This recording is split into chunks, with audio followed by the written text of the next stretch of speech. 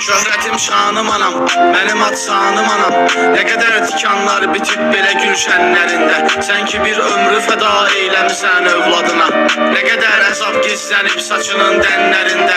En güzel xanım anam, cennet hurisisən. Senin ettiğin dualarla ərşə çatdı başım. Əlini səmaya aç, sen mənə dualar et. Mən əmin dualarla yol dolaşım, dağlar aşım. Ey sultanım anam, sənə qurbandı canım. Attığın addımların altına torpaq olaram. Ne kadar qocalsam da ölümünə hazır deyiləm. Bir gün ölsən əgər, mən necə sağ olaram. Sabahım danım anam, ey mənim dam oldu. Seninle olur sabah, seninle güneş doğur. Bir can xəyalımdan ötsə sənin son nəfəsin. Həmin zaman boğazda qəhər düyünlənir boğur. Dərdə dərmanım anam, ne olar tez kesmə.